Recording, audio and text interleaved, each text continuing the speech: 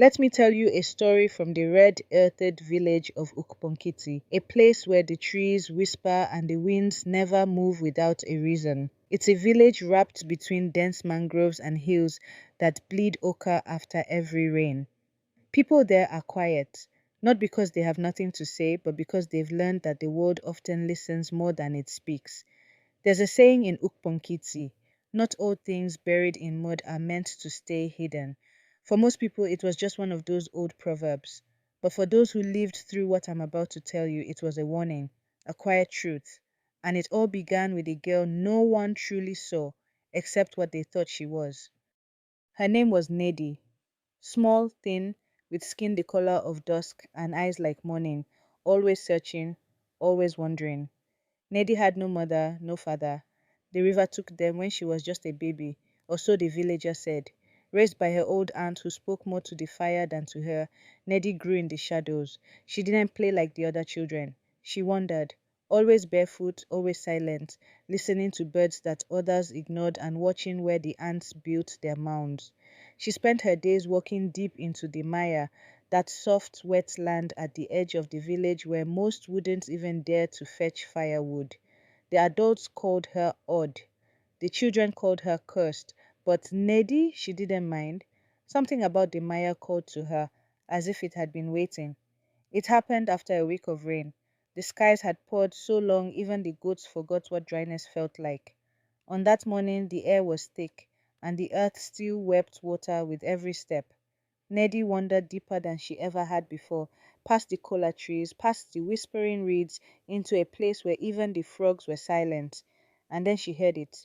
Not a voice, not an animal, but a sound, like a flute crying into the earth. She followed it, carefully, slowly, until she saw something that made her freeze. Half buried in the mud, glowing faintly like the last ember of a dying fire, was a figure. A person? No, a being. Its skin shimmered like dawn trapped in clay. Its wings, yes, wings, were torn and heavy with wet earth. It lay still, chest rising and falling as if breathing cost it the world. Nnedi didn't scream. She didn't run. She knelt. And then the figure opened its eyes. Its voice was soft, yet powerful, like the low rumble before a storm. I fell, it said, where they thought I'd never be found. The being called itself Osa. No more, no less. It refused to say who had cast it down, or why. But its eyes held sorrow older than time. And when Nnedi reached out to wipe the mud from its face, the angel shivered. She brought it food, covered it with dry leaves, and when night fell, she dug a shallow hollow at the base of an old Iroko tree where it could hide. For days she came, fed it, spoke little but listened much. As Osa grew stronger, the village began to change. Yams began sprouting early. Goats gave birth to twins, an omen the elders hadn't seen in decades.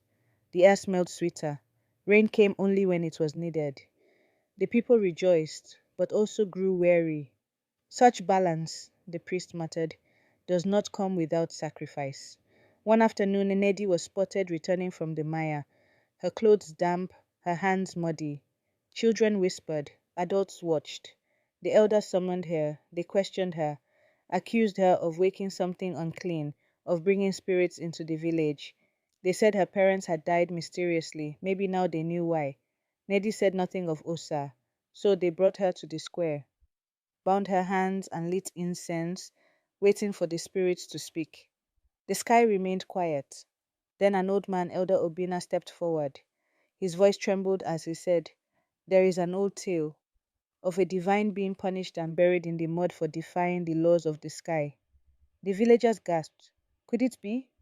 Still they raised their hands to cast judgment on Nnedi, until thunder shook the earth. A brilliant light exploded at the edge of the square. Osa had come, but no longer weak, no longer covered in mire. Its wings were whole now, wide and white, glowing with heatless fire. The villagers fell to their knees, unable to breathe. I came to be forgotten, the angel said, but she, he pointed to Nnedi, remembered. She protected what others would have destroyed. She is no witch. She is a guardian. The wind stilled, even the trees seemed to bow. Osa turned to Nnedi and knelt. Your sight is not of the eyes, but of the soul. When others saw dirt, you saw divinity. Then the angel rose. With a wave of his hand, the clouds cleared for the first time in weeks. Crops flourished in that very moment. Sick children were made well, and with a gentle whisper like the wind through silk, Osa disappeared into the sky. The villagers wept, and Nnedi, though silent, smiled. Since that day, no one in Ukponkiti feared the Maya.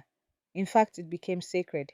And Nnedi, she became a woman of great wisdom, never loud, never boastful, but when she walked, the birds followed. The wind listened, and every child born since has learned these truths. Sometimes the most divine things fall not to be hidden, but to be found by those who truly see.